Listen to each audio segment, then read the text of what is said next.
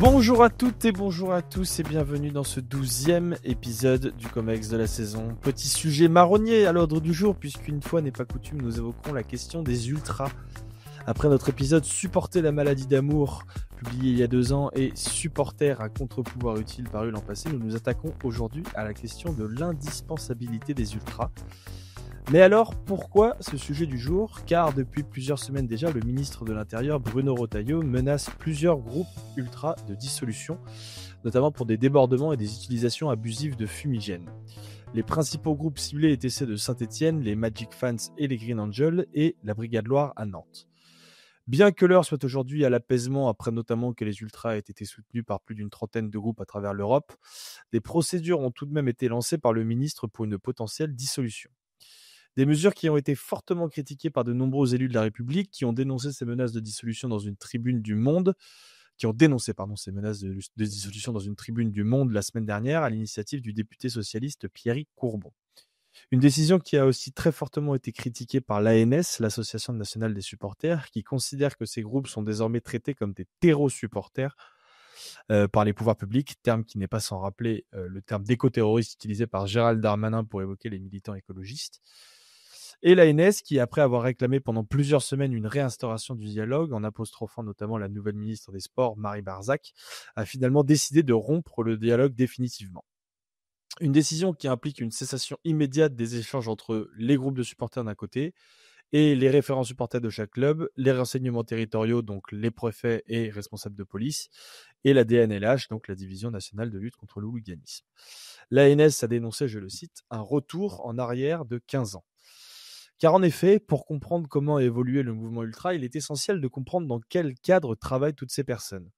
En 2010, s'était publié le Livre vert du supporterisme, un rapport produit par les sociologues Nicolas Ourcade, Ludovic Lestrelin et Patrick Mignon, qui pose un état des lieux de la situation du supporterisme en France, propose aussi une analyse de la situation dans les différents pays voisins et des solutions pour créer une dynamique constructive autour de ces questions-là. Le cadre est alors posé, il ne reste plus qu'à le mettre en place. Parmi les recommandations de ce rapport, il est mentionné l'impérativité de mettre en place un dialogue entre les groupes de supporters et les pouvoirs publics. Est alors créée en 2016 l'instance nationale du supporterisme qui implique par la même occasion la création des postes de référents supporters et référents policiers chargés de faire le lien entre les groupes, les clubs, la ligue et les pouvoirs publics. En parallèle, l'instance nationale du supporterisme travaille aussi sur divers sujets pour améliorer l'accueil des supporters et résoudre les problèmes de violence.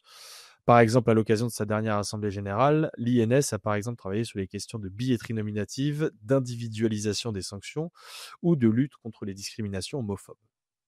Le dialogue a mis plusieurs années avant de se mettre véritablement en place, mais d'après Pierre Barthélémy, l'avocat représentant l'Association nationale des supporters, les relations se sont très nettement améliorées ces dernières années entre les différentes personnalités, les différentes personnes concernées, notamment durant le mandat de la ministre Oudéa Castéra. Malgré évidemment encore quelques divergences. Mais force est de constater que le virage politique adopté par le gouvernement actuel vers une droite plus radicale ayant tendance à favoriser la répression au dialogue a très largement refroidi les relations entre les différents protagonistes. S'interroger donc aujourd'hui sur le caractère indispensable des ultras apparaît évidemment comme une aberration aujourd'hui, car premièrement, compte tenu du rôle joué par ces derniers dans le spectacle footballistique moderne, et deuxièmement parce que ça impliquerait aussi de rentrer dans le jeu de Bruno Retailleau, ce que, à titre personnel, je refuse.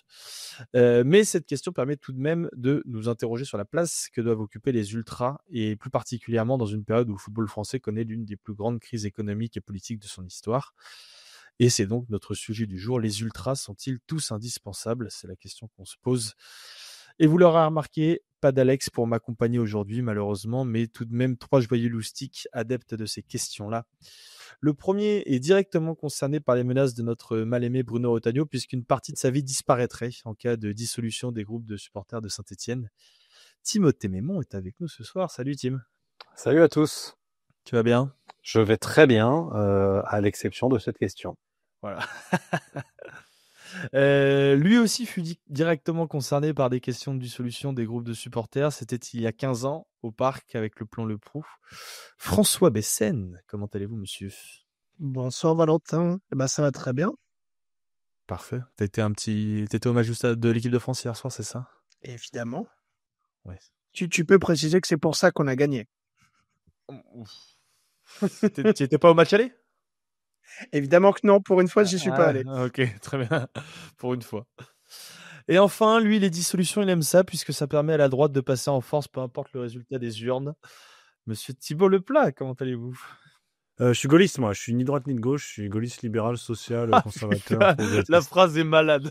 Je suis gaulliste, je suis ni de droite ni de gauche. C'est fou, Ni c'est de droite fou. ni de gauche égale de droite, souvent, pour les mecs de gauche. Bah, Ouais. 100%. Comme les personnes qui disent qu'elles sont apolitiques, elles sont toujours de droite, finalement, quand tu leur poses véritablement. C'est comme les gens qui disent qu'ils sont engagés, c'est toujours à gauche, quoi. Bah, voilà. oui, forcément. Engagé à droite égale fasciste ou extrême droite.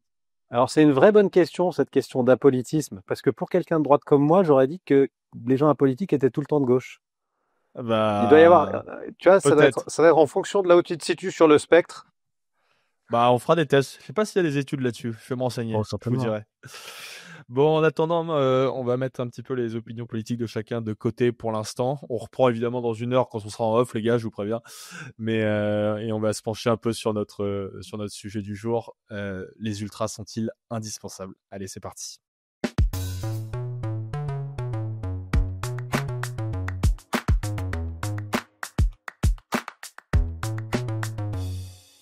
Et pour commencer cette émission, je donne la parole à celui qui est peut-être le plus ultra d'entre nous autour de cette assemblée. J'ai nommé Timothée Mémon. Et Timothée, toi, tu voulais repartir du constat que les ultras sont une contre-culture et que du coup, il y a forcément des conséquences à cela.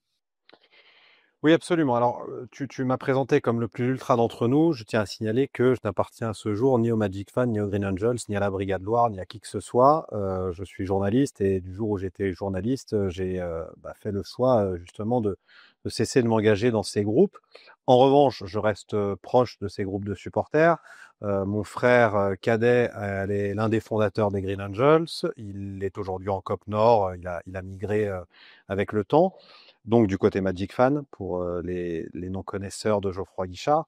Donc oui, effectivement, je suis proche. Mais surtout, et ce sera mon préambule, je suis, oui, journaliste, mais sur mon temps libre, je suis supporter de l'AS Saint-Étienne. Et quand je suis supporter de l'AS Saint-Étienne, quand je vais au stade, je vais en COP.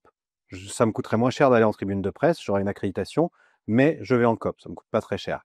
Quand il y a des déplacements, j'essaye toujours d'être en parkage. En tout cas, je continue à aller en parkage entre 2 et 5 fois par saison. Donc, je sais ce que c'est. Et c'est pas pour dire moi je sais, les autres ne savent pas du tout. C'est juste que j'entends beaucoup de gens parler, y compris sur des médias avec lesquels je collabore quotidiennement. J'entends beaucoup de gens parler qui n'ont pas mis les pieds dans un COP depuis 25 ans ou 30 ans, si tant est qu'ils y aient mis les pieds.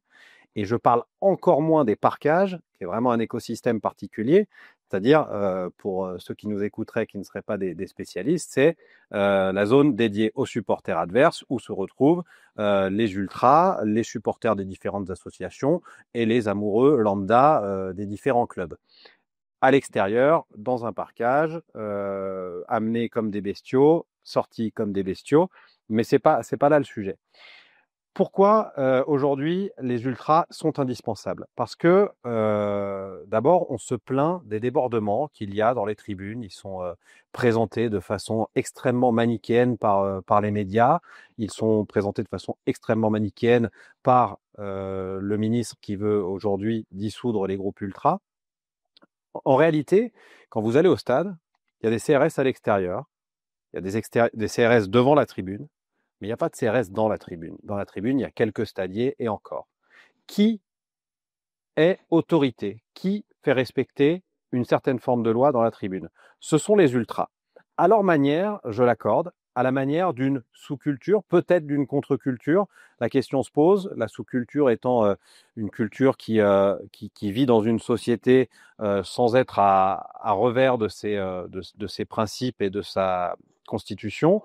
Une contre-culture, c'est parfois un groupuscule qui vit à contrario de certaines règles. On peut estimer par exemple que dans une tribune, dans la mesure où c'est interdit d'allumer des fumigènes et où le fumigène est l'un des moyens d'expression favoris des ultras, on peut estimer à ce moment-là que c'est une contre-culture. Mais les contre-cultures, elles ne sont pas forcément néfastes, et dans bien des sociétés, on apprend tout simplement à vivre avec. Là, elles sont nécessaires. Pourquoi elles sont nécessaires? Parce qu'aujourd'hui, dans les tribunes, ce qui pose problème, et je ne vous apprends rien, c'est toujours, et là je rentre dans le poncif, la poignée d'imbéciles, la poignée d'énergumènes, d'excités, qui viennent se servir du stade comme d'un défouloir. Si vous n'avez plus d'ultra, vous n'avez plus prise sur ces gens-là. Ces gens-là, à 95% du temps, dans 99% des cas, ils sont maintenus dans une certaine forme, dans certaines limites, par le plus grand nombre et par l'autorité que représentent les groupes ultras. Je prends l'exemple à Saint-Étienne, par exemple, si vous prenez les Magic Fans, il y a tout un groupe qui s'appelle l'Avant-Garde, c'est les fondateurs des Magic Fans. Il y a aujourd'hui, c'est pas l'Avant-Garde qui tient le mégaphone, c'est pas l'Avant-Garde qui est debout sur les grilles, mais ils sont là, ils s'assurent d'une passation sereine et surtout, ils font respecter une certaine forme de loi. La loi, les valeurs qui sont inhérentes au groupe ultra. Puisque je parlais de contre-culture, dans toutes les contre-cultures, il y a un certain nombre de codes, des droits, des devoirs, plus ou moins nobles, mais il y a des codes.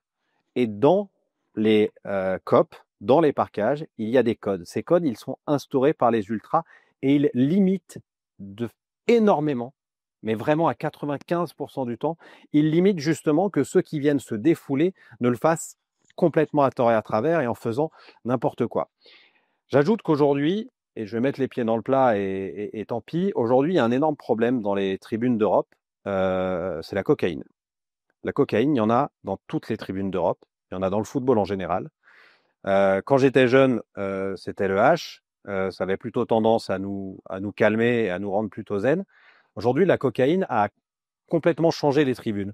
J'ai parlé il n'y a pas très longtemps avec un ultra français de l'Inter qui me disait que il allait arrêter d'aller en tribune parce qu'en fait, l'état de ses congénères faisait qu'il passait plus des bons moments, que c'était plus possible.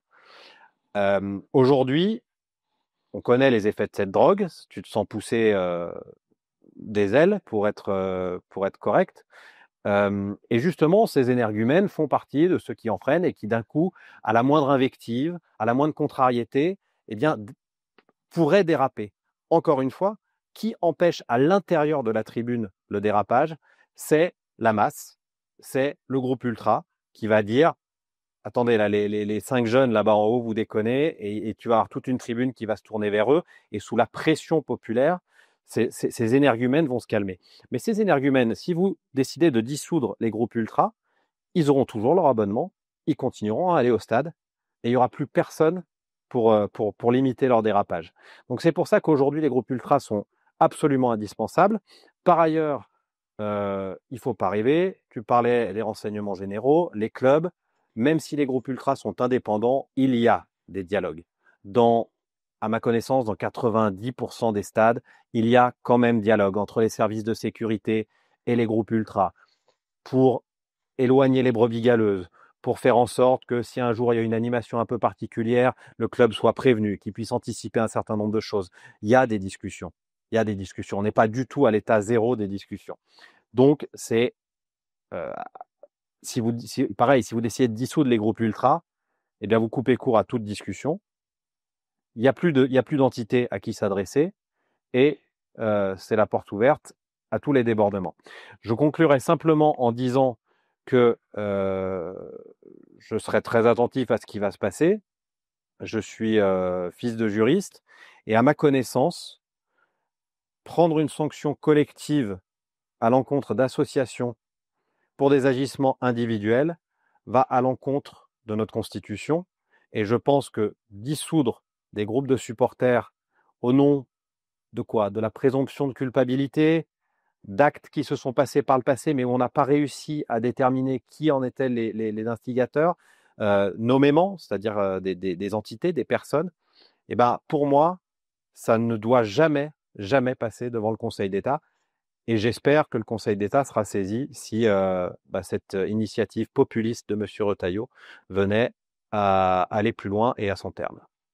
Merci beaucoup, Tim, pour ta démonstration. Je vais donner la parole à François parce que il y a quelque chose qu'on n'a peut-être pas encore fait dans cet épisode et qui pourtant peut paraître être le début des choses, c'est définir ce qu'est un ultra aujourd'hui. François, tu voulais te pencher sur cette question-là? Bah, tout à fait, parce que en partie, les discussions politiques actuellement mélangent parfois certains termes. On mélange les termes d'association de supporters, d'ultra, de hooligan. Certains pourraient même aller jusqu'à parler des barras bravas, ce qu'on pourrait assimiler aux ultras qu'on peut trouver en Amérique du Sud. Ce que je vais essayer de définir. Une association de supporters est une association qui est reconnue et qui est souvent en discussion étroite avec la direction du club. Les ultras, dans leur essence, ne sont pas des hooligans.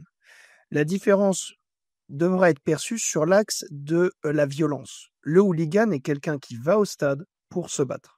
D'ailleurs, parfois, il va même pas au stade, il va juste aux abords.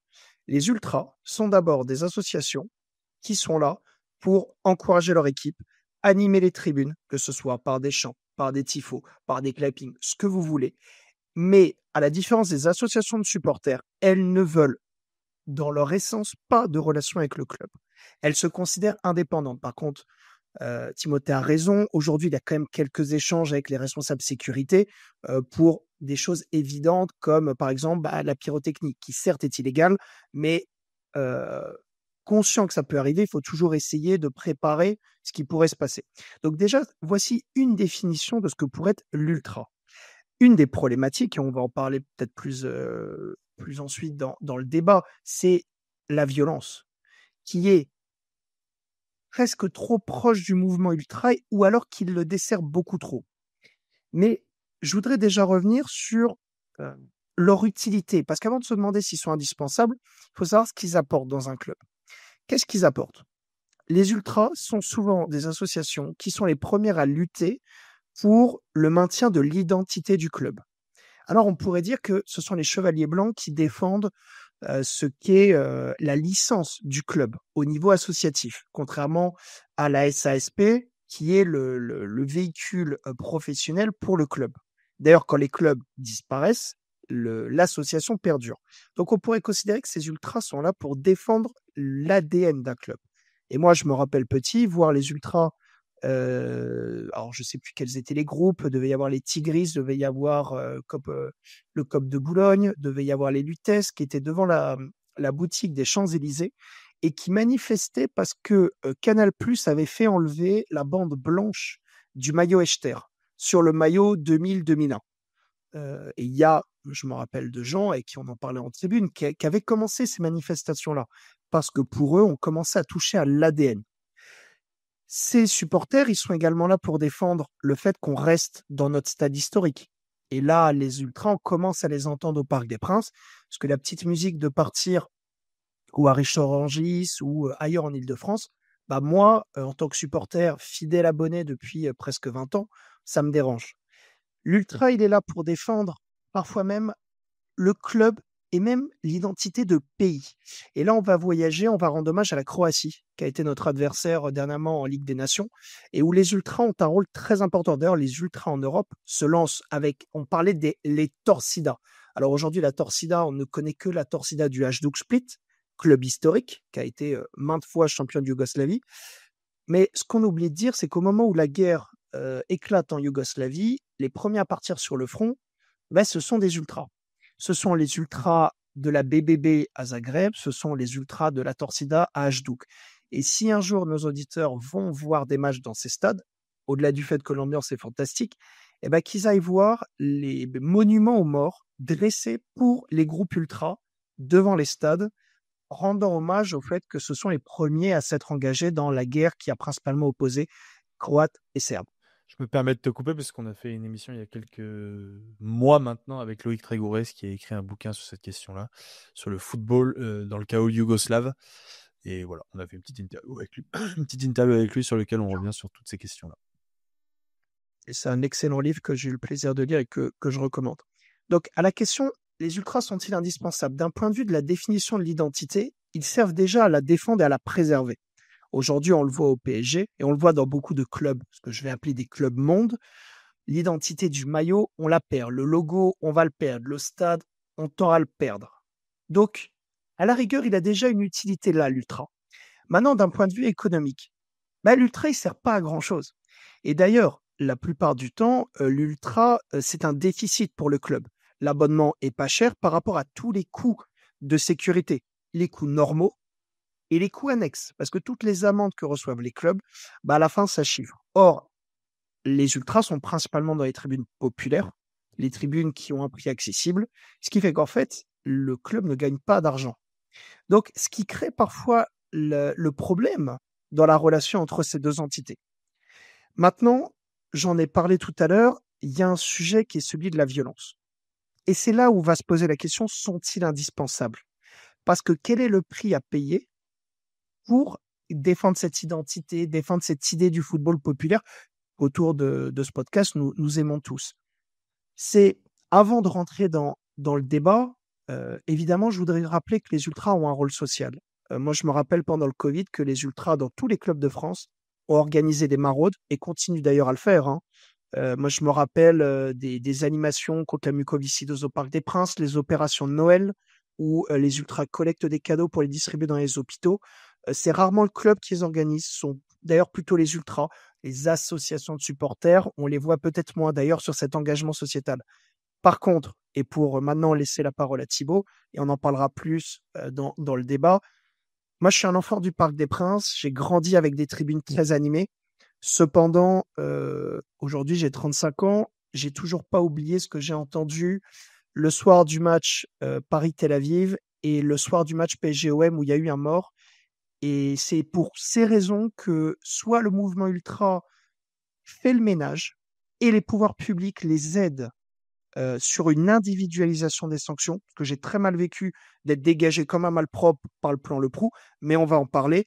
Mais ma passion ne peut pas être au prix d'accepter la violence qui fait que beaucoup de parents n'emmènent pas leurs enfants au stade. Parfait, merci François. Justement, la transition est toute trouvée avec Thibaut, puisque Thibaut, tu voulais revenir sur la question assez existentielle quand on évoque ce sujet de la violence qui est omniprésente malgré tout dans le mouvement ultra. Alors oui, parce que en Selon fait, toi. le point de départ, si on veut comprendre quelque chose à ce sujet, en tout cas si on veut le rendre intéressant, il faut pas raisonner en faisant une casuistique ou une métaphysique de ce que c'est qu'un groupe ultra. Mais plutôt, c'est un problème pratique qui est, je vous engage à vous poser la question, qu'est-ce que vous faites si demain vous êtes préfet?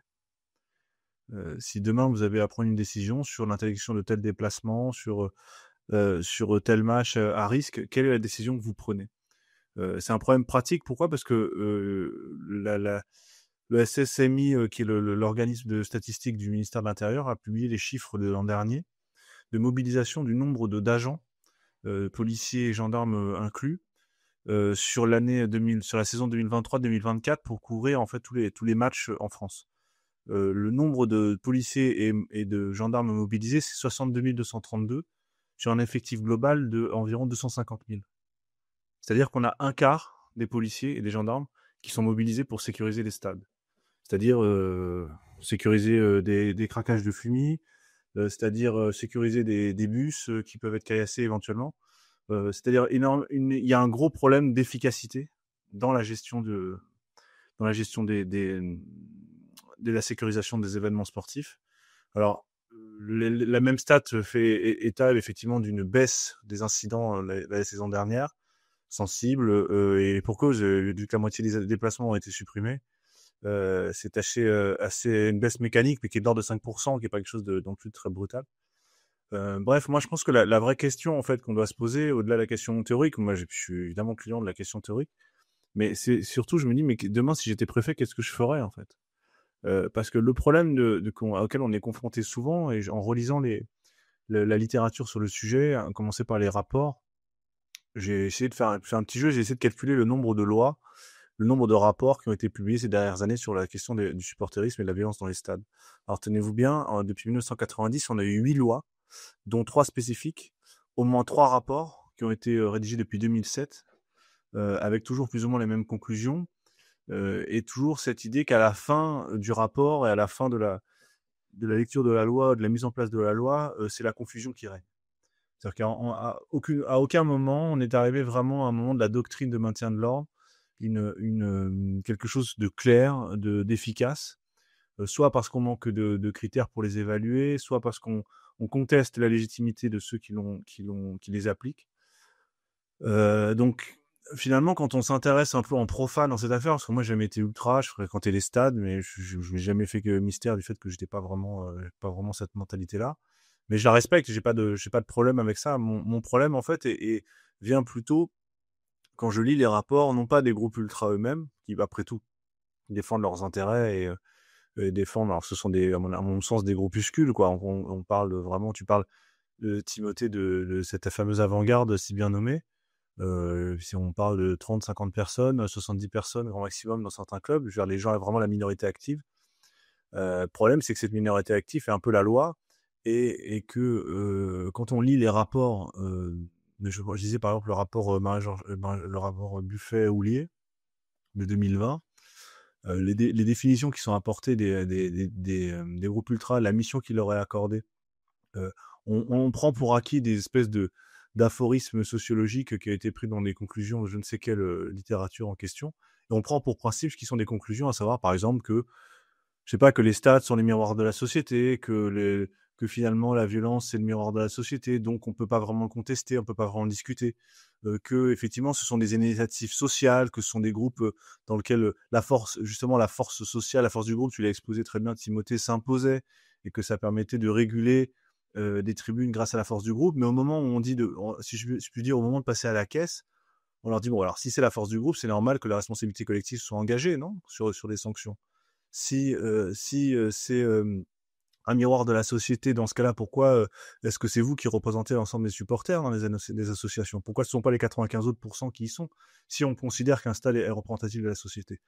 Par ailleurs, le fait que on définisse les ultras, la définition entre ultra et la distinction entre ultra et hooligan est toujours, on passe beaucoup de temps à l'expliquer, tout en reconnaissant finalement que ce sont les mots du rapporteur en l'occurrence que la violence des groupes ultras était quasiment inévitable du fait de leur ferveur. C'est toujours un peu mystérieux comment un représentant politique peut dire un truc pareil. Comment on peut dire quelque chose de comme ça pour conseiller le législateur en disant finalement autant la violence des hooligans est inacceptable parce qu'elle est recherchée comme une fin, mais la violence finalement des groupes ultras est en quelque sorte consubstantielle avec ces groupes-là. Donc j'ai envie de poser la question, quelle est donc la différence avec les groupes qu'on conteste par ailleurs? Le problème n'est pas de savoir si cette violence est un fait naturel ou pas, et la question est de savoir quels sont les motifs de cette violence-là. Et que ce qui jamais, à mon sens, dans ce que je lis, n'a été traité sérieusement, c'est la question des causes de la violence. Et c'est ça, à mon avis, le sujet qu'il faut traiter. On veut traiter les effets, mais on ne traite pas les causes. Alors, tu l'as dit très bien, c'est très intéressant ce que tu as dit sur la consommation de cocaïne, Tim. Ça me semble un élément intéressant. Je trouve qu'on avance quand on s'intéresse à ce genre de choses. Expliquer un phénomène, c'est expliquer par les causes. C'est ça la science. C'est pas juste invoquer des principes un peu nébuleux, mystérieux, comme les miroirs de la société, le Covid, tout un tas de raisons qu'on invoque sans jamais prouver les liens de causalité. Là, effectivement, il y a quelque chose. Je pense aussi qu'il y a la question de le rapport donc à la violence qui me semble très ambigu. Parce qu'en réalité, la question des motifs de la violence, c'est pas une question exceptionnelle en sciences humaines. Toute l'anthropologie s'y est intéressée. Lisez René Girard, Les origines de la violence, c'est documenté. Il a écrit 50 livres sur la question. L'origine je le fais en 2 mots. L'origine de la violence, repose sur la conception du désir mimétique. Ça veut dire que c'est la rivalité qui entraîne la violence. Or, précisément, c'est la définition du groupe ultra, c'est qu'il est en rivalité avec un autre groupe, soit du même club, soit d'un autre club. Et que la violence dans le football, la violence dans les groupes de supporters est consubstantielle. On ne peut pas la retirer, en réalité. Vouloir la congédier me semble absurde. Donc, pour terminer, pour pas être trop long, là, j'ai mis beaucoup de choses, on y reviendra tout à l'heure. Il me semble que la question, parce que la question pose au départ, la mesure de Retailleau de dissolution des groupes, et d'ailleurs c'est une proposition, c'est quelque chose qui a à mon avis très peu de chances de se réaliser, me semble largement exagérée, mais elle me semble en même temps un préalable. Elle ne peut pas faire office de politique. Elle peut pas faire office de politique dans la mesure où il n'y a pas de discussion. Effectivement, les motifs juridiques sont quand même un peu limites. Sur quelle base, bon. En revanche, poser la question de l'existence des groupes ultras et en particulier du fait qu'ils soient les interlocuteurs des privilégiés, de quoi qu'ils en disent d'ailleurs, les interlocuteurs privilégiés des autorités en matière de maintien de l'ordre dans les stades me semble largement discutable. Personne n'a voté pour eux. Ils se déclarent, et on l'a déjà eu, on a parlé 15 000 fois avec Tim de ça, le fait qu'ils se considèrent comme des sortes de syndicats pour défendre l'ADN d'un club, certes, sauf que je rappelle que les syndicats sont élus, qu'il y a alors les gens ne votent pas pour eux, des entreprises, ils se présentent pas aux élections professionnelles, c'est leur problème, mais leur représentativité est garantie par la loi. Là, il n'y a aucun texte qui garantit la représentativité de la Brigade Loire ou de n'importe quel autre groupe de supporters. Donc moi, la question est effectivement de considérer que on a créé tout un tas d'organismes, tout un tas de représentants qui ont eu de cesse que de maintenir une forme plutôt de complaisance à l'égard du discours ultra. Et je trouve que il a le mérite d'exister, et je conteste pas son existence. En revanche, je conteste sa représentativité et sa légitimité dans la fabrique de la doctrine de maintien de l'ordre. Pour moi, c'est pas les avocats des groupes de supporters qui font la doctrine du maintien de l'ordre.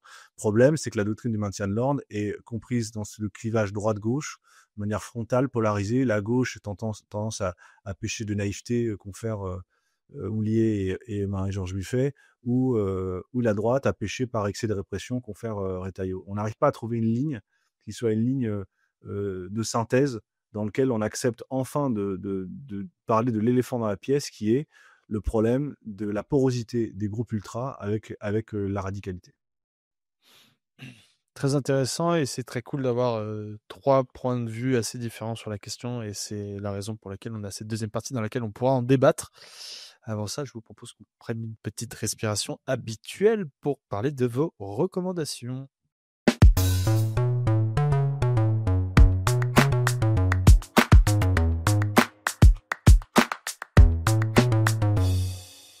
Messieurs, les recommandations culturelles du COMEX, Timothée Mémon, je vous donne la parole pour commencer. Je vais vous recommander une série télé, une série Netflix qui s'appelle Replay. R-I-P-L-E-Y, et non pas replay comme rejouer. C'est une série tournée en noir et blanc, d'abord. Moi, en général, quand je vois un truc en noir et blanc, je n'ai pas de problème à le dire. Je suis un beauf. Mon cerveau me dit, essaye même pas, passe à autre chose. Ça va être lent, ça va être long. Et là, c'est lent, c'est long, mais c'est beau. C'est beau, c'est d'une beauté absolue. Ça se passe majoritairement dans la région du sud de Naples. C'est une histoire d'usurpation d'identité. L'histoire elle-même est intéressante et tient en fait la série. Mais en fait, c'est une série, quand je l'ai finie, je l'ai recommencé dès le début. Alors que ça n'avait pas de sens, parce qu'en général, tu revois une série après un certain temps quand tu as oublié un certain nombre de choses. Là, j'avais juste envie de revoir ces plans, de revoir cette lenteur, de revoir le temps qu'a pris le réalisateur à la mettre en place. C'est vraiment esthétiquement une des plus belles séries que j'ai vues, et qui me rappelle d'une certaine manière une série qui n'avait pas du tout fonctionné. Ce sera d'ailleurs peut-être le cas de celle-ci aussi, qui s'appelait Boardwalk Empire, il y a très longtemps, je sais pas, il y a pratiquement 15 ans, qui était très léché esthétiquement, qui était en couleur en revanche.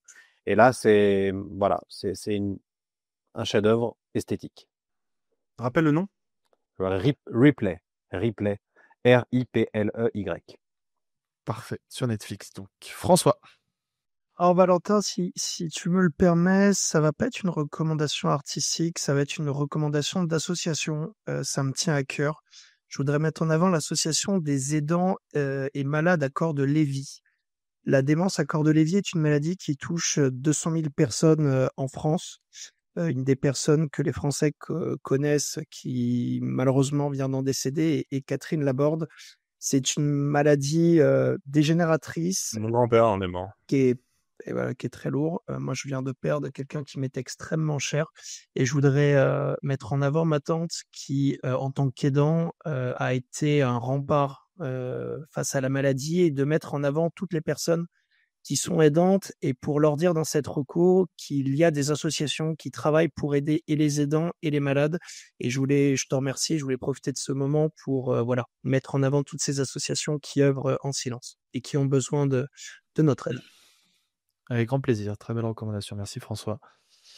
Thib, Je suis allé voir ce week-end l'exposition que vous avez peut-être déjà vue, vous les Parisiens qui vivez dans le futur. Proust et les Arts. C'était pas ce week-end, c'était le week-end précédent. Au musée Thyssen, mon musée préféré à Madrid. Pour les Proustiens, vous retrouverez le célèbre portrait de Proust, le portrait de Charles Haas, le portrait de celle qui était la duchesse de Guermantes et autres, certains objets chers aux fétichistes proustiens que nous devenons en lisant la recherche. Quel lien avec le football? Je trouve que il n'y a pas plus proustien que le football en fait. Le football est fait de madeleines, de mémoires involontaires qui sont convoquées au détour d'une odeur, d'une lumière, d'un stade, d'un souvenir. Je crois vraiment que D'un bruit. d'un bruit, ouais, bien sûr. Et la lecture de Proust a changé ma vie comme le football a changé ma vie plus tôt. Et c'est plus tard que j'ai réussi à mettre les deux ensemble. Je vous conseille vraiment, les footeux, de lire Proust. Alors ça fait un peu prétentieux, c'est toujours un peu... tout le monde trouve ça toujours un peu limite. Bon, moi je trouve que c'est un auteur fabuleux. On n'est pas obligé de tout comprendre, mais en tout cas, il vous apprendrait ce que vous connaissez déjà, en fait, à savoir l'idée que le football, c'est de la mémoire en réalité. C'est de l'enfance convoquée. Et c'est exactement tout l'objet du travail de Proust dans la recherche du temps perdu. Donc voilà, l'expo, elle remonte un peu, elle fait remonter un peu ce genre de choses. Et voilà, je vous engage à lire La recherche du temps perdu. Alors il y a 7 tomes, hein. Lisez peut-être le premier et le dernier si vous n'avez pas le temps. l'intro et la conclusion, c'est ça? Ouais, lisez-la à haute voix si vous avez peur de vous endormir. Mais il y a des phrases très longues, mais c'est très marrant en plus. Proust était un auteur extrêmement drôle. Donc voilà, je vous engage à lire La recherche du temps perdu. Ça m'a pris 10 ans. Hein, donc, Très bien. C'est une recommandation très motivante. Merci Thibaut. voilà. Ça nous en prendra 40, mais c'est Ouais, pareil. c'est ça. Non, pour j'ai très lentement par époque, mais si tu t'y tiens en 6 mois, c'est jouable. Si tu arrives à faire que ça. Très bien. Et je conclurai ces recos avec une recommandation que j'ai pris un peu tard, puisque je voulais recommander la bande dessinée de Jean-Marc Jancovici et Christophe Blain qui s'appelle Le Monde sans fin, qui est évidemment une BD sur le thème de l'écologie, de l'environnement, du climat, et notamment toutes ces questions-là abordées à travers le prisme de l'énergie. C'est une excellente porte d'entrée pour tous les personnes qui ne sont pas forcément très adeptes de ces sujets-là. C'est hyper didactique, c'est fait avec des dessins puisque c'est une bande dessinée et c'est ce qui rend les choses d'autant plus claires et vulgarisées. Voilà ma recommandation. Les gars, je vous propose qu'on bascule dans notre deuxième partie. Je me permets de prendre le rôle d'Alex et je ne le ferai pas aussi bien que lui, mais de faire un petit récap de ce que vous avez dit dans la première partie. Tim, à la question de savoir si les ultras sont indispensables, tu poses une autre question, à savoir celle de qui fait respecter les règles dans une tribune. C'est évidemment les ultras. Alors avec la manière d'une contre-culture, certes, mais cette contre-culture est nécessaire car l'ultra permet ici d'avoir de l'emprise sur des personnes qui fauteraient probablement sur leur présence. Tu donnes l'exemple des Magic Fans avec l'avant-garde, qui sont les anciens, qui sont là, qui assurent la passation, qui font respecter la loi et les valeurs du groupe. Et comme dans une contre-culture, dans un groupe ultra, il y a des codes, et ces codes permettent de limiter les risques. Alors tu donnes l'exemple d'un problème qui est très marquant dans les tribunes en ce moment, qui est la cocaïne, qui est présente partout.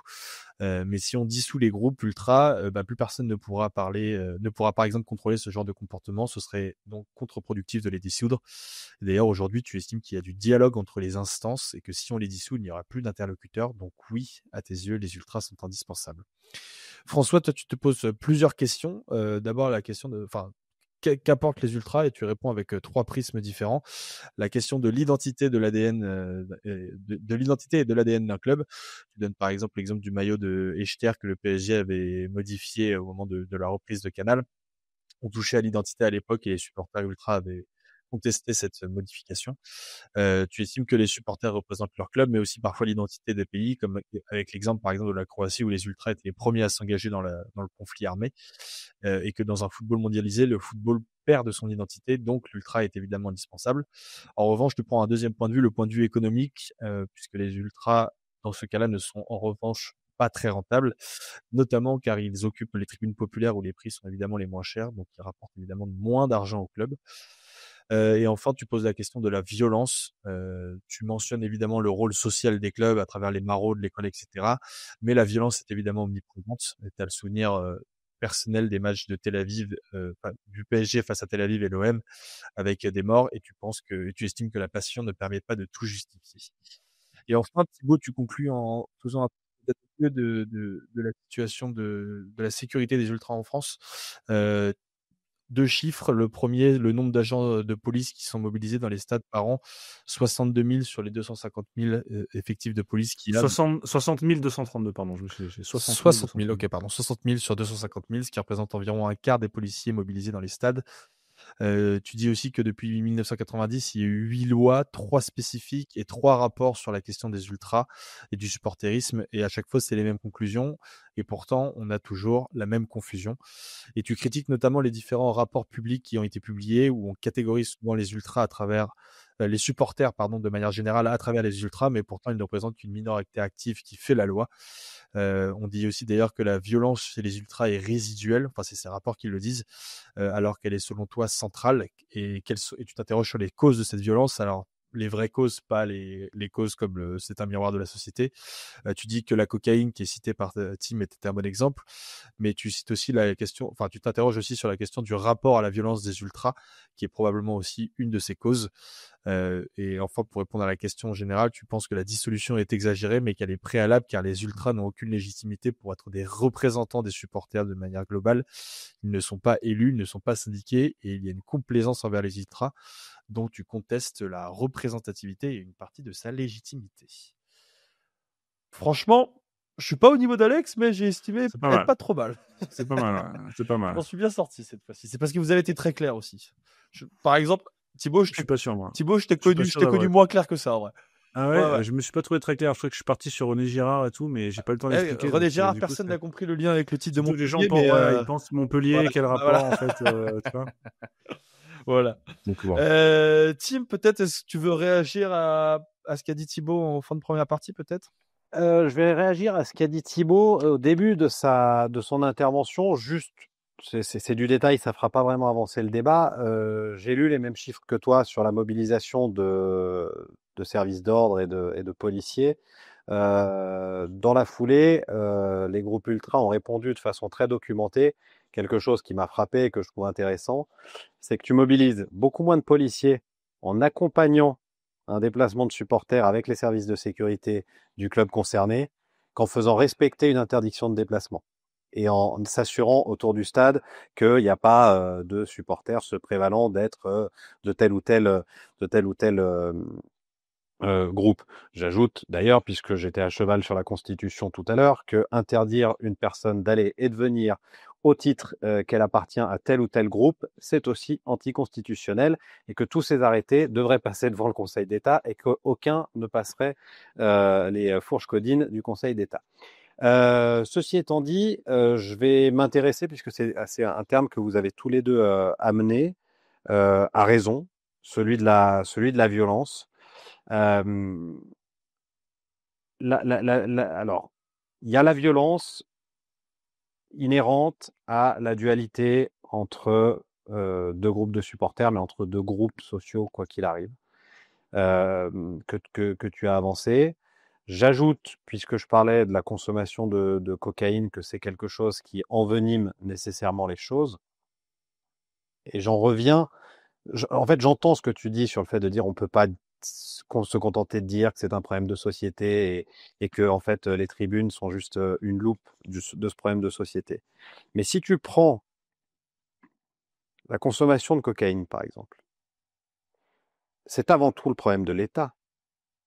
La cocaïne est une drogue dure, c'est interdit. Donc c'est la faillite de l'État qui permet aux gens d'en consommer.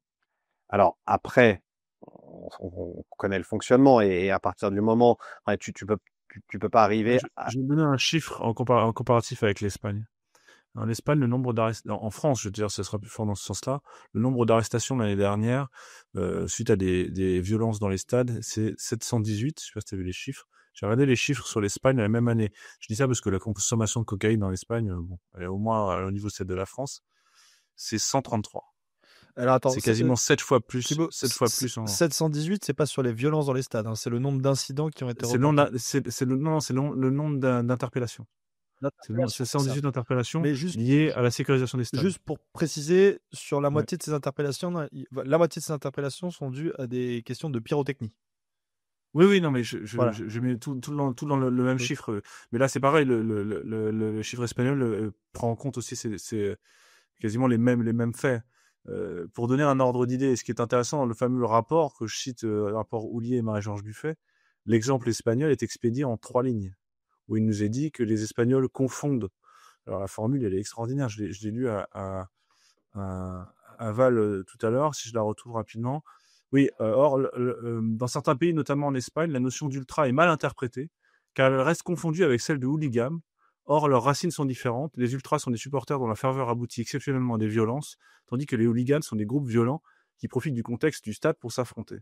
Ce qui est incroyable dans cette affaire, c'est pas la définition du hooliganisme à l'émeur qui est plutôt juste. Pas mauvaise. C'est le fait que l'exemple espagnol soit expédié, dans tout le rapport c'est comme ça, en 2 lignes, alors s'il y a précisément un championnat où il y a beaucoup moins de violence qu'en Angleterre, qu'en Allemagne, qui sont sans arrêt copiés, épiés, c'est bien l'Espagne. C'est pour ça que je vous ai donné le chiffre de tout à l'heure, 133 faits contre 718 rien que sur l'année dernière. Alors, il y a les problèmes de racisme, il y a des problèmes évidemment en Espagne. Mais en termes de volume, ça n'a rien à voir. Et je ne comprends pas que dans les rapports qui sont censés être conseillers de législateurs, on puisse faire preuve d'un tel dédain. Mais le ton péremptoire, mais extraordinaire. C'est incroyable. Je vais te laisser la parole, François, mais le ton péremptoire. Après, on s'étonne que le reste du monde nous trouve détestables, nous Français, mais c'est hallucinant. Détestable. Je pense qu'il il est même pas allé en fait. Il est même pas allé. Il dit la notion d'ultra est mal interprétée, mais ça je sais d'où ça vient. Ça vient de nos amis Nicolas Orcade et Ludovic Lestrona qui n'ont jamais pris les Espagnols pour objet d'étude, qui se sont toujours intéressés aux Anglais, aux Italiens et aux Allemands, et qui, justifiant le fait qu'ils n'ont pas utilisé cet objet d'étude là, le justifient en disant mais finalement c'est parce qu'ils y connaissent rien, ils mélangent hooligan et ultra. Et si c'était eux qui avaient raison. Peut-être finalement s'il n'y avait pas tant de différence que ça.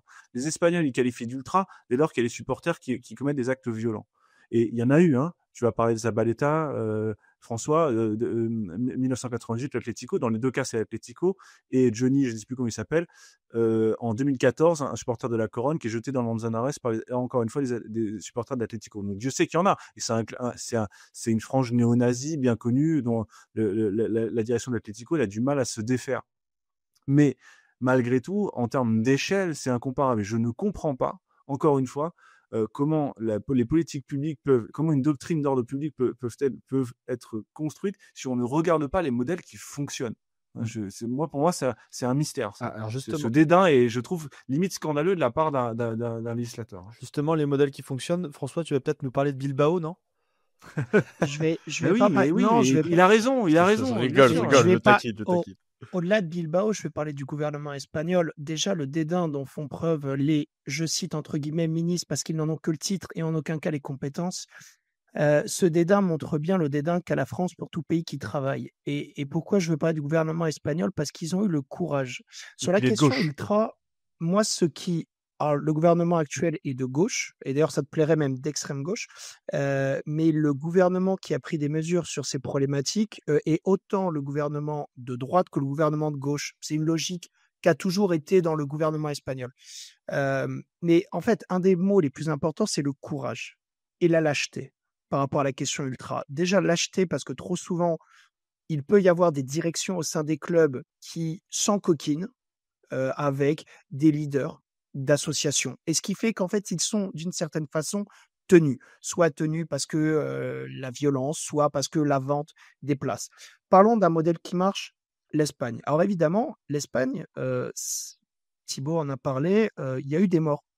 Aitor Zabaleta, c'est il y a à peu près 26 ans, un supporter de la Real Sociedad qui était à Madrid pour un match et très clairement, les supporters Il s'est fait poignarder. d'extrême droite de l'Atlético ont chassé du Basque.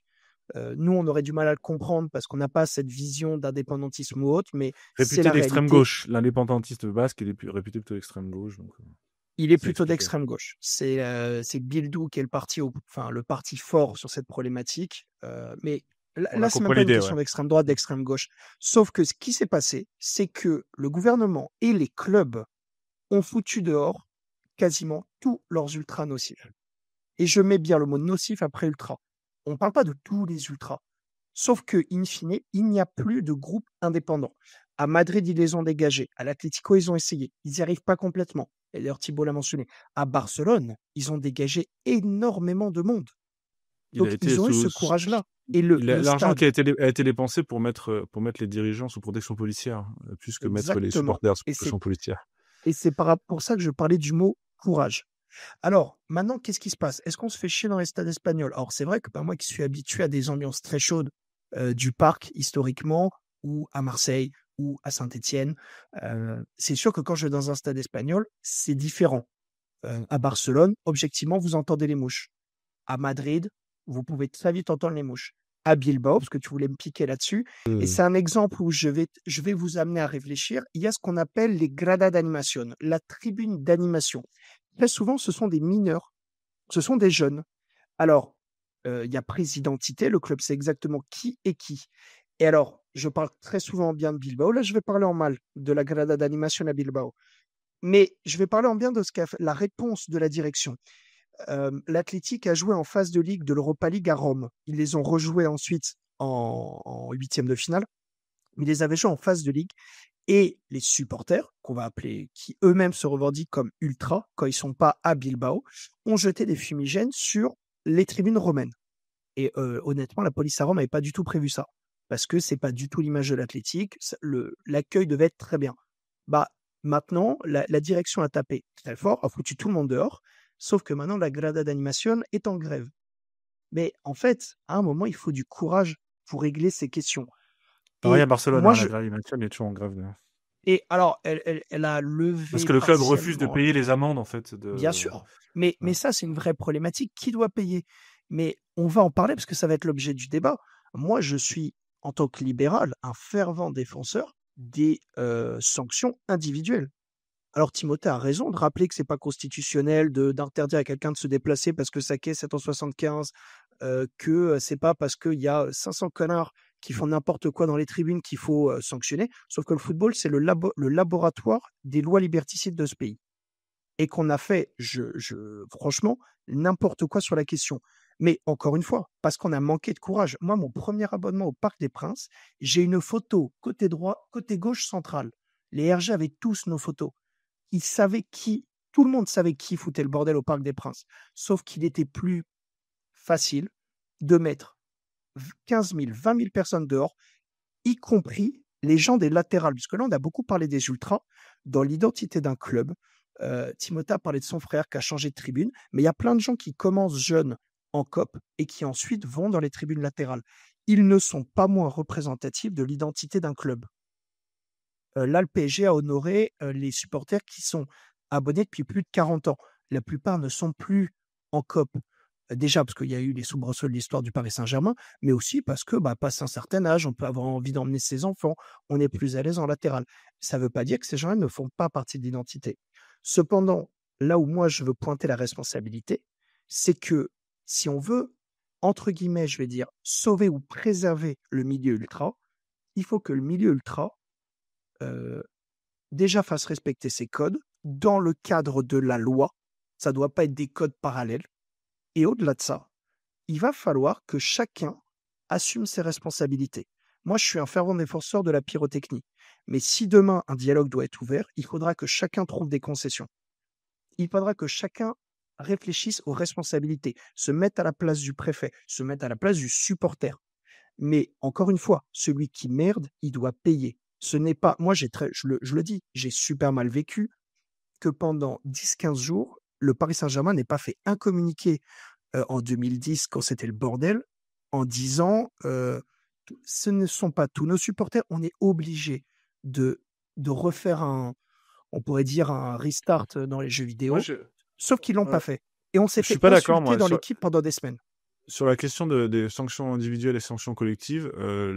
Ça, c'est la nouvelle marotte un peu de la gauche, Mais si on je puis n'a dire, parce jamais, qu'en fait, Thibaut, le clivage s'applique aussi sur les supporteristes. mais on n'a C'est jamais que supprimé les syndicats parce qu'il y avait des débordements dans les manifs et pourtant il y en a toujours eu.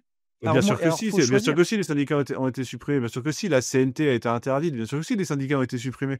Les syndicats qui contestaient l'ordre républicain, bien sûr que si, ça a toujours existé. Une Mais association on est doit respecter d'accord. les principes constitutionnels au même titre que Mais n'importe quel autre. Thibaut, Donc, je veux dire, si totalement. Mais l'association ceux qui où il y a eu des respecte pas les principes débordements, républicains, elle est dissoute, je veux dire, par le préfet, décision préfectorale, merci, au revoir. et les Je veux dire, manifs, si, bien sûr que si. la manif qui a eu lieu ce week-end, qui était Mhm. organisée par des organisations politiques, il y a eu quelques débordements. Est-ce qu'on va supprimer le parti politique ou le syndicat pour ces débordements? Vas-y, En fait, Tim. moi, la question, c'est, voilà, je comprends ce que tu veux dire, mais à un moment, il faut de l'individuel, que chacun assume ses actes. Je fais juste un pas de côté pour reparler d'un problème sémantique dont on a déjà parlé ici. C'est que euh, quand il y a 5 mecs qui débordent dans une tribune de 2000 personnes, on appelle ça des supporters, on appelle ça des ultras. Quand il y a 5 mecs qui débordent dans une manif de droite, de gauche, du centre, peu importe, on appelle ça des black blocs. Donc déjà, on scinde les choses.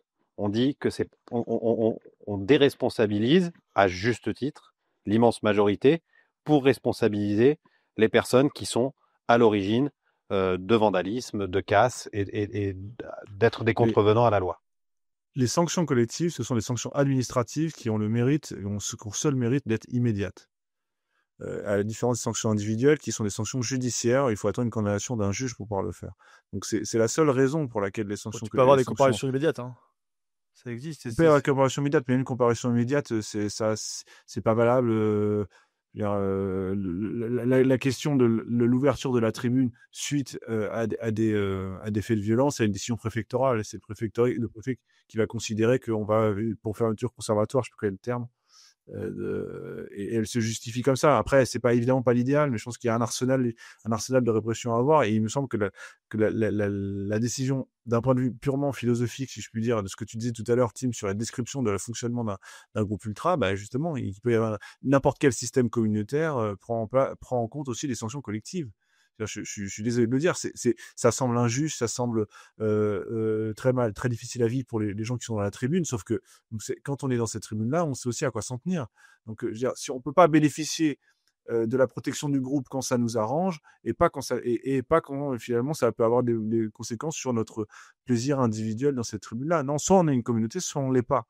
Et donc, moi, il me semble que, au contraire, l'alliance entre sanctions collectives et sanctions individuelles, philosophiquement, se justifie parfaitement si elle est contrôlée par le juge, bien sûr. Mais il faut qu'elle soit contrôlée. Mais je vois pas pourquoi c'est la nouvelle marotte, tout le monde s'est jeté là-dessus en disant ah, on est contre les sanctions collectives. Ça veut dire quoi? Ça veut dire que dans ce cas-là, on fait de la reconnaissance faciale, on fait une identification immédiate, mais ils ne veulent pas non plus. Donc je veux dire, il faut, et ensuite maintenant tout le monde vient avec des cagots. Et les ultras travaillent là-dessus. Alors, je vais juste répondre. Pardon, je vais juste dire, je veux pas m'énerver, je m'énerve pas. Moi, je respecte les ultras, je veux pas de problème là-dessus. Je dis simplement qu'il faut être cohérent dans les prises de position. Et moi, j'en veux juste au discours philosophique, en tout cas au sens de ce qu'on dit, le sens des mots, qu'on arrête de dire n'importe quoi. Moi, je comprends tout ce que tu dis. Je respecte ce que tu fais, Tim. Vraiment, je respecte d'une certaine manière, mais ton engagement. non, mais bien sûr, mais je comprends. Maintenant, tu parles de communauté. Quel est le sens de communauté? Moi, je prends toujours cet exemple, et comparaison n'est pas raison, mais les conducteurs de France, c'est une communauté. Les communautés des gens qui ont un volant entre les mains et 4 roues sous les pieds. C'est pas dans un espace clos, Tim. Il y a une différence entre dans un espace clos, une infrastructure publique close, avec des droits d'entrée, etc. C'est pas pareil. On peut pas comparer une autoroute avec un stade. C'est pas la même chose. Si je peux me permettre, Thibaut, moi je m'interroge sur ton raisonnement, savoir sur la légitimité et la représentativité de ces groupes-là, parce que aujourd'hui, ce qui fonctionne, et je parle pas forcément directement de cet exemple-là des groupes de supporters, je parle notamment de la question, par exemple, de la Convention citoyenne. Moi, c'est un truc qui m'a beaucoup marqué, où tu mets 150 personnes autour d'une table, tu les fais discuter d'un sujet où elles ont des avis diamétralement opposés, et finalement, elles arrivent à s'entendre sur tout ce qui se passe. Sur les 150, je prends l'exemple de la Convention sur le climat, mais il y en a Sur le climat? sur la question de la fin de vie. Il y en a eu une Ouais. autre sur la question de, je sais plus, il y en a eu une troisième aussi de la santé. Sur le climat, je crois. Il est Oui, sur le climat. évidemment, le climat, c'est celle qui a eu la plus de visibilité. Mais quand on a mis 150 personnes ensemble dans une salle et qu'on leur a expliqué quel était le problème, quelles étaient les conséquences de leurs décisions, etc., ils ont réussi à tous se mettre d'accord sur. Après, tu as le cas de la LFP, hein, c'est l'inverse. Hein. Ouais, c'est vrai, c'est vrai. Mais du coup, la question que je me pose, c'est de savoir, est-ce que il faut pas véritablement mettre tout le monde autour de la table et présenter les problèmes tels qu'ils sont. Et je suis désolé, tu parles de on parlait de l'individualisation des sanctions. Aujourd'hui, les ultras travaillent sur ces questions-là, proposent ces sujets-là. Ils ont proposé, je le disais tout à l'heure quand j'ai présenté dans mon introduction, ils travaillaient aussi sur une question d'entrée dans les stades individualisés avec des. Attends, qu'est-ce que c'était Mais exactement? c'est pas à eux de faire ça. C'est pas à eux de faire ça, mais c'est à eux de. C'est pas que à eux de faire ça, mais c'est des trucs où tu travailles collectivement, évidemment, pour faire avancer ce genre de sujet-là. Si tu mets évidemment jamais les préfets en face des ultras, il y a aucun moment où ces gens-là peuvent se mettre d'accord si tu ne les confrontes pas les uns aux autres. Je fais une rapide intervention avant de laisser François parler, juste pour l'individualisation des sanctions. Je vais prendre un exemple par rapport à ce qu'on dit. Là aussi, c'est la faillite de l'État. Je parlais de la faillite de l'État vis-à-vis du contrôle des stupéfiants. Dernièrement, les incidents de Saint-Étienne-Montpellier. Moi, je regardais la télé. J'ai absolument pas de problème contre les ultras de Montpellier. Je regardais la télé pendant toute la durée de l'arrêt du match. À la sortie du stade, je pouvais en reconnaître 10 ou 15 des mecs. Il y a eu 2 arrestations. François? Et en fait, et là, je vais aller en partie dans le sens de ce que dit Thibaut. En Italie, ils ont essayé de mettre tout le monde autour de la table. Ils ont créé ce qu'on avait appelé la carte du supporter. Bon, bah, résultat, il y a eu des grèves du supporterisme pendant 2, 3, 4 ans. Donc ça, c'est une vraie problématique. Sur les déplacements de supporters, alors c'est pas forcément le cas à l'étranger, parce que les autres pays nous imposent un contrôle très strict. Quand moi, je vais voir le PSG, par exemple à Liverpool, j'ai contrôle d'identité. Alors j'ai contrôle d'identité quand je récupère la place. Je dois écrire mon nom sur la place, sauf qu'en fait, elle est jamais checkée au stade. Mais en théorie, c'est plutôt contrôlé. Quand vous vous déplacez dans un stade en France, objectivement, le contrôle, c'est le niveau 0. Donc là, moi, je suis plutôt d'accord avec Thibaut que si pour moi, l'interdiction ne doit pas être la norme. L'interdiction devrait être l'exception. Cependant, il faut être réaliste. Les chiffres que donnait Thibaut sont une réalité, c'est un coût pour la société. Et parce Et à qu'il un est mal moment, pensé, encore une fois. Il est mal pensé parce que ces gens ne se mettent pas autour de la table. non, mais les gens ont été mis autour de la table depuis des années aussi. Il ne faut pas non plus dire Mais- que rien n'a été fait. Mais Peut-être pas ça a dans été une mal logique fait. de dialogue très constructive, si je peux me permettre. Je pourrais te donner raison. Je Mais sais ce que pas, je veux il y a dire, eu des c'est qu'à un rapports, moment, il y a tout des le trucs. monde, Moi, je pense qu'il y a un problème d'interlocuteur. Attends, mais- laisse juste finir François. et tout le monde va devoir écouter. Mais objectivement, sur les déplacements de supporters, si on veut les maintenir, vu tous les problèmes graves, et on parle de problèmes graves, hein, des gens ont failli perdre la vie. Heureusement, il n'y a pas eu de drame au sens propre du terme. Mais à un moment, on y va, on contrôle les identités ou alors on arrête. Mais dans le mot ultra, il y a ultra parce que c'est comme si on était au-dessus de quelque chose, au-dessus de la loi. Là, je suis désolé, mais non. Je comprends qu'il a ce qu'on appelle la loi des tribunes, mais à un moment, elle ne peut pas être au-dessus de la loi de l'État. Tim, tu voulais rajouter quelque chose? Thib ou Vas-y, Tim? Vas-y, Tim, vas-y. Tim, Ok, dis-moi de moi côté. ce sera plutôt ma conclusion et ça répond à ce que vient de dire François. Le mouvement ultra est un mouvement imparfait. Moi, je le défends corps et âme, mais c'est un mouvement imparfait et c'est un mouvement qui a conscience de ses imperfections. C'est un mouvement qui connaît ses limites, qui, contrairement à ce qu'on pourrait penser, travaille dessus, il réfléchit, essaye de pérenniser son avenir. C'est des gens intelligents, c'est des gens comme vous et moi. Je leur en veux un peu, mais gentiment. Ils sont parfois difficiles à joindre quand c'est pas l'actualité, puis le téléphone sonne un peu plus quand ils sont en difficulté. Ça a été le cas dernièrement, donc j'ai eu l'occasion d'échanger avec des groupements ultra-stéphanois, mais pas que. Et voilà, ils ont tous conscience des imperfections. Ils ont tous. Il y a pas une volonté, il n'y a pas un souhait de violence dans ces groupes.